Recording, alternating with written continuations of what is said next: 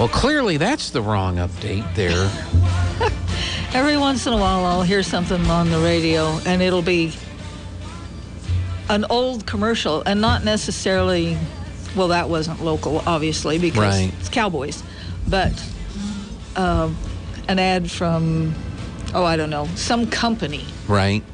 Not necessarily a local, but a national. And I'm thinking, why are you still publishing this? It's long gone, you know? Yeah. Well, we try to catch ours, and we don't always catch them all, but we catch most of them. And then, but there's a few. What was one? Larry King. When Larry King passed away, he was a spokesperson for some ointment.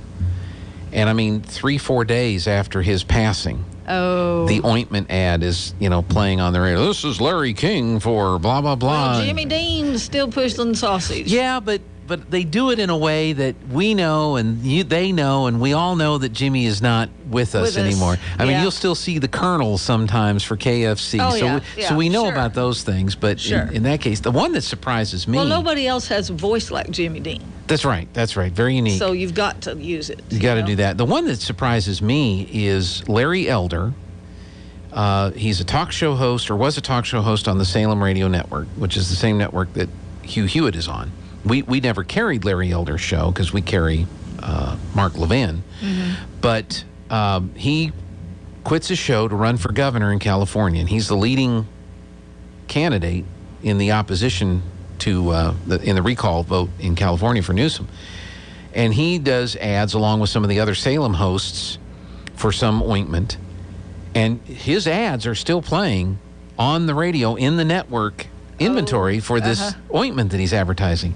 I'm like, everything tells me under the election rules that you can't do that. That constitutes an appearance by that candidate, and technically you'd have to give equal time to Gavin Newsom, but that's only in California. So I guess the fact that you can hear it in New Mexico does not impact those rules. He's probably not on the air in California, but we have people in California that listen to KSVP on the internet. Anyway, it's just one of those confusing complicated things. You want to talk about the yard of the week? Oh, it's gorgeous. Okay. Well, let me bring up some gorgeous pictures. So if you're watching online, we're going to go through some pictures. Where is this yard of the week? 710 Monterey Way. Okay. And it is beautiful. Okay. It has dry riverbed rock.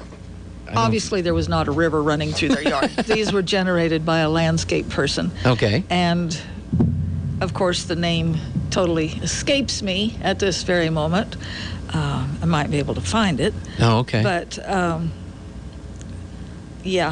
digging for it in text messages. So this is. But anyhow. Is this one of this picture that we're looking at now? That's the front yard. Okay. Over on the east side of the yard. Mm-hmm. So you can see where they've, how do you say, terraced or.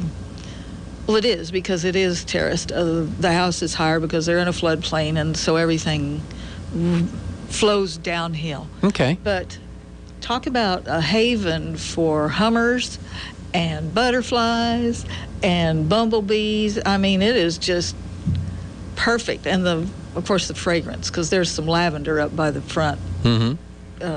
Just before you get to the front door. Okay, here's another picture. It's blooming like a mad thing right now. Just absolutely gorgeous. Now, this is another picture, I believe, of the front of the house, but your sign, your Yard of the Week sign is there. And so, you can see as you get closer to the it's beautiful. And the backyard is gorgeous as well. And you can just, what a place to sit and watch. Mm-hmm. They have 3 Hummer feeders. And let me tell you, stay out of the way. They're very bossy. Yeah. Yes. So there's always a boss bird. I don't know how the poor thing ever eats because he's busy running off everybody else. There's 3 feeders, y'all. You got plenty of food out there. Yeah, well. But they are so fun to watch. Mm-hmm. And I learned something, moth hummers, hummingbirds.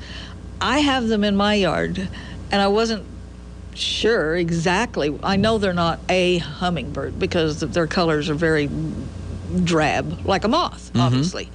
But Beth was telling me that they're moth hummingbirds. So when I got home, I looked them up and read about them, and their lifespan isn't terribly long. And they come from that terrible tomato worm that we smash. Okay. Yes.